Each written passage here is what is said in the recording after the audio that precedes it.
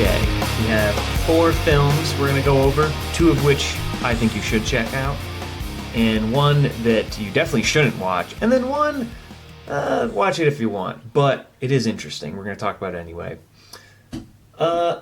Also, to note, we have some good podcasts coming up, some good conversations, as well as some interesting projects that I think we're going to go forward with. You know, one of the things I'm really passionate about is the Constitution, and for a long time, for the last, from the beginning, I should say, I'm thinking that I wanted to do something with it, but I couldn't really figure out what to do with it. Hopefully in the next few weeks we'll have some content regarding the Constitution, which I think will be valuable for everybody. But that's all in the future. Look out for that stuff. In the meantime, first film, The 7-5. It's called The 7-5. It's a story about the corrupt cops at the 75th precinct, hence the name, The 7-5. It's the NYPD in the 80s, where you had cops engaged, just being criminals, basically. Corrupt cops, the classic stories that you have heard about. Only this is real. This actually happened. I guess the main perpetrator, the star of the show, is this gentleman, Michael Dowd, who, if I'm not mistaken, was actually on the Joe Rogan podcast. So definitely check that out as well. But what's interesting about it, after I watch it, I walk away and I'm thinking, one of the reoccurring themes is, you don't want to be a rat. There is this police code, and they talk about it, that, hey, this guy's gonna back you up, so you got to back him up. And I'm just thinking to myself, what is this? Is this high school? Like, don't rat on your friends? No, you're police officers. You're in a police department. You have enormous responsibility. Look at the stuff you can do. You can ruin people's lives. You can literally take away their freedom and property. And you're going to reduce that down to, hey, bro, don't rat me out. Don't tell on me. No. In fact, I think a lot of ways, I remember initially when they came out with the police body cameras, I go, what the hell? No, this isn't good. Nowadays, I think that's actually fantastic. Because you know what? It keeps everybody accountable. Because if there's anything this documentary teaches us, is that cops are just people too. And they are susceptible to all the bad stuff that we are. It doesn't mean that by virtue of having a badge or anything that you are somehow a better or superior human being. With that said, obviously I love cops and everything. But it's a fun documentary to watch. It's really interesting how he got away with everything, and just it's an incredible story. You should definitely check it out. Here is actually part of the trailer. New York is in the grips of a crime wave. It was like the heyday of crack. It was violent, man. Homicides, robberies, rapes. It was a war zone. East New York, Brooklyn, 7-5 precinct, the deadliest precinct in the country. Who did I burn to get put here? It would scare Clint Eastwood. When I first went to the precinct, I hear about this guy, Mike Dowd. Mikey's just crazy. Michael Dowd was a crook who ended up wearing a cop's uniform. He was a criminal. Once in a generation, corrupt cop. I consider myself both a cop and a gangster. Forget about Beverly Hills and all that other stuff. The ghetto is one of the richest neighborhoods there is. Maybe there's some way we can make money from this. La Compañía. It's a very serious Dominican gang. $24,000 in our hands to talk. Mike was of rain. Is that no problem? In his business, if you mess up, you got killed. I'm a New York City cop. I'm taking a risk of going to jail for a long period of time. And you're going to short me a dime? Yeah, so you get the idea. So definitely check it out. The 7-5, I believe it's on Netflix. The next movie, actually, sorry, it's another documentary. Satan and Adam, shifting gears here. Could this movie be about? When I first saw it, I thought, or the title I should say, when I first saw the title, I thought that it was something about the Bible. And I go, what does Satan and Adam? Like they were going to talk about Genesis? I click it. I have no idea what this is. As it turns out, it's a story about these 2 musicians. You have this one black guy, they called him Mr. Satan. He actually ended up being a guitarist. I think he played with, not Stevie Wonder, who was it? oh my goodness, I can't remember. Well, he played with some guy who was super famous, who I can't remember the name of. And then for some reason, I don't know, ended up on the streets just doing his electric guitar, and he would kick the little drum set that he had. What's cool about this story is that you have him, he's a guitar player, homeless black guitar player, and then you have this super rich white harmonica player. And it's just this really awesome and beautiful story of these two guys coming together through music and overcoming not only just the obstacles of trying to start something new, and they ultimately go on to create some music, they get a little following, they start doing some shows, not only trying to build that up, build kind of a career, if you'll call it that, but also get through all the racist garbage and the people trying to get in their way, and just, and I give this guy a lot of credit, the white guy really, because he goes into his territory and people are looking at him, you don't belong here, this and that, and he talks about all that stuff. Either way, it's a totally beautiful story of these two, and here's a little bit of that trailer as well. All of them in the 80s was depressed economically, but collective culturally. Ignore Al This was Sharpton. before gentrification. Because my mom was a Christian, it was a sin for me to play the blues. I'm serving the devil. I was trying to figure out who this guy was. Thought he was just a hell of a guitar player. Somebody took me aside and said, who you're playing with? You're playing with Sterling McGee. Sterling He was McGee. on Ray Charles's Tangerine Ray Lane. Charles, He of played with Etta James, Marvin Gaye. He backed up James Brown at the Apollo, and they would point down the block at the Apollo Theater. We both found it intensely exciting to be making music on the street. It takes a lot of courage or a lot of ignorance to the environment you're in. This white man, what is he doing? Is he helping him or is he stealing the music? It drew us. It was like a magnet. I'm really just blown away by what I'm hearing and seeing. We suddenly were recognized. It's called co-acceleration. That's when the music swings. It's a very big old word that ain't worth a damn. 3,000 people in Central Park, and it's like, we're really making it. I don't do it for money. I don't do it for fame. This is my mission. The last gig we played, we missed some lyrics. He doesn't lose lyrics. All right. Trailer's going to give too much of the story, but you got to watch it. Now on to something that you probably should not watch. Actually, you know what? Something that you definitely shouldn't watch. We're skipping right to it. So what's funny about this is I actually took a clip. So I started watching this show. The show is called Mr. Inglesias on Netflix exclusive show, starring the comedian Fluffy. I believe his name is Gabriel Inglesias, if I'm not mistaken. Now, what's interesting is I never thought this guy was very political. He never came off as someone who was really political to me. In fact, this is the guy who came up with the racist gift basket thing, which is actually funny. I don't know if he, I think he started it somehow. I don't remember the details, but he started it, and then I think it kind of went out of control with him, and I don't think he quite enjoyed it as much. So this is the guy. He creates this show. I guess I really can't blame him. I don't know if he's a producer or not. God, I could just look all this stuff up in the credits, but I am too lazy to do that. But regardless, you shouldn't watch it. What's funny about it is I was recording some pieces from the show, and I go to look at the trailer, and I realize that the pieces that I recorded are in the trailer. And I remember when I first watched the very first episode, within 30 seconds, I knew right away I was going to hate this. And yet, for some reason, I watched it all anyway. I don't know why. Something drew me to it. I couldn't explain it, but it is... I'll let the trailer speak for itself.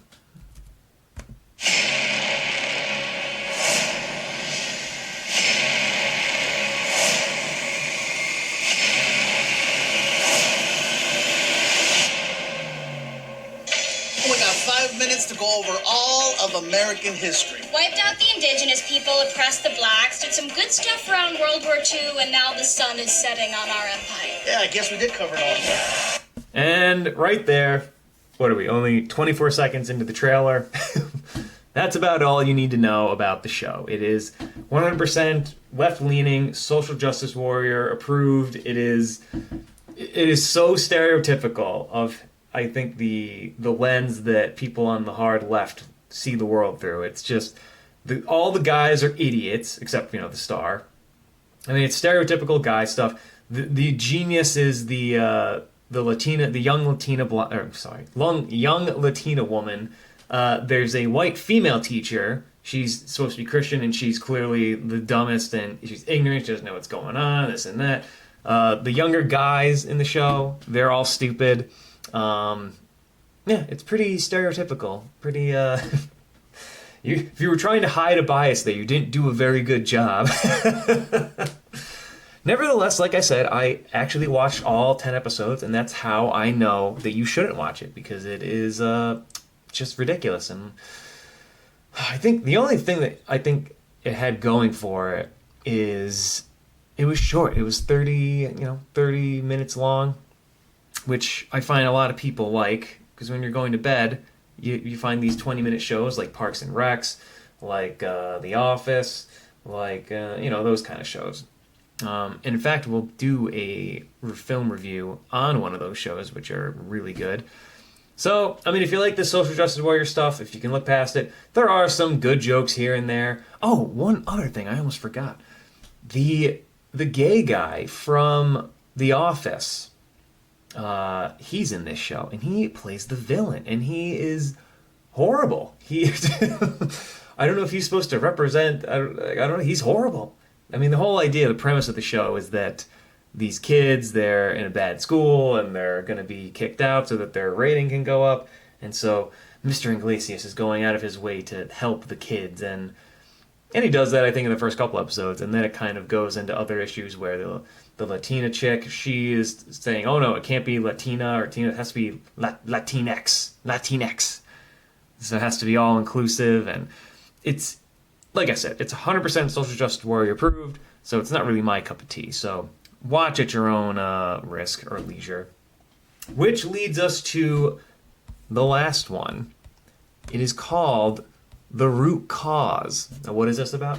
It's about root canals. It's this documentary about why root canals are the worst thing in the world. And let me play a little bit of it for you. And then provide some commentary that you must listen to. There's no branch of medicine that exists where a dead organ is left in, except in dentistry where a root canal is left in. If you think that you can get away with an infected, toxic tooth and not have a systemic consequence, I think you're deluding yourself. This is the day my whole life went to. The vast majority of chronic degenerative diseases begin with problems in the mouth. Unfortunately, the dental schools look at the mouth as being a mannequin and that you can do any type of procedure without any direct impact on the rest of the body, but this is the farthest thing from the truth. Okay, so you probably get the idea. The documentary is basically about how root canals secretly actually cause all these other problems. Now, for the record, every doctor that I've talked to, and actually you could probably go through YouTube and all the comments, apparently this is wildly untrue. There's a lot of doctors that have come out and who have spoken out against this, so much so that actually Netflix pulled the movie out of its roster, out of its lineup. You can't even really find it. I think the only place you can find it is on YouTube. So it's an interesting documentary. I think it brought up some things to consider, maybe, some ideas that I thought were interesting. The medical community, as far as I'm aware, are wildly against this. They say it's propaganda, it's total lies. They make the case in the movie that getting a root canal, it causes, what's the one thing, the chronic fatigue and all these weird changes, and I don't know. What's interesting about this movie for me, though, is I watched this after I had just got a root canal, and then the day after I got it. Or sorry, no. I said that incorrectly. So I got my root canal, and then I saw the documentary the day after I got it. And then I actually talked to my endodontist, I believe they're called. And yes, they clearly were not very impressed and, made the case that they knew what the hell they were doing. But at the same time, I'm not saying what's in this in this movie is correct or anything. But I will tell you that there is another side to this whole story with the root canal that I'm going to share. I'm going to share my experience with the root canal with you, what I think is the truth. So this movie will tell you that the root canals will lead to all these insane, crazy diseases, and whether it's cancer or heart disease or this chronic fatigue, which I think the guy had. I don't know if that's true. The medical community says no. The dentist that I go to and the ones that recommended the root canal for me, one of the things they don't tell you about this when they say, oh, it's time for root canal. If I had understood the process for what this root canal was going to mean for me, I would not have done it, actually. If I had known the full process, because they just say, oh, it's a root canal. It's no big deal. We do them all the time. No problem. They don't tell you that, A, it's going to cost a ton of money. And for me, in my case, I got the root canal, and then that basically soaked up all my dental insurance for the year. So that's annoying. What they don't tell you is that you have to go and get assessed and be like, oh, okay, so you need the root canal. In my case, I had to go to an endodontist, a recommended endodontist. They go in, then you do the root canal. They put a temporary filling in. Then you have to wait a little bit. Then you go back. Then they put then you have to do a follow-up appointment. So you get your root canal, you have a follow-up appointment to make sure everything's all good. They put a temporary cap on. You go back to your regular dentist, and then they put a more permanent filling in your mouth. Then they go, oh, but also you need to get a crown now. So you're talking about, what is this, 4 or 5 visits now? All of which are costing you money, all of which are taking all this time, and there's a good chance that the root canal tooth might fail anyway. Something might happen, something might get inflamed, then they might have to pull your tooth out. So it's why am I spending all this money when there's a risk that I might just have to pull the tooth out anyway? My recommendation, and especially this would have applied for me because it was the tooth the farthest tooth in the back, just get the tooth pulled. If the tooth is in the back, just get it pulled. It'll be cheaper and you won't have to deal with it. Sure, there might be some annoying consequences, whatever, but you won't have to spend a ton of money and you'll be fine. You'll learn to adapt, I'm sure. My problem is that they didn't tell me this. No one told me about that I have to do 5 extra visits, that it would cost a ton of money, and that there was a chance it might fail. I think, obviously, if you're talking about a front tooth, a tooth that you're going to see when you smile, definitely get the root canal. You want to keep the tooth. You want to preserve it. You want something there. But if it's in the back, like mine was, just get it pulled. It'd be so much easier. Now you don't have to deal with this stuff. So now, sometime next year, I'm going to have to do this crown. And a crown, apparently, could be a 2-visit procedure. So that's been my experience with it. Obviously, consult with your dentist on what you should do, but just make sure you have all the information so that you know what decision is best for you. So with that said, we will conclude there. And like I said, guys, we have some fun conversations coming up. Hopefully, I'm going to try to get into a more regular routine of providing some kind of content. You'd be surprised. It is more difficult to get people on the podcast than I thought it would be. And with the staff of actual conversations being just me, it's a little difficult. God, at some point I'm going to have to get someone else in here to record together, because I find that is much easier to do than recording by yourself. But in any case, so we have some good stuff coming up. Looking forward to doing more stuff in the future, maybe some more solo stuff. We'll see what happens. But other than that, have a great weekend and expect more stuff next week. Okay, talk to you guys later.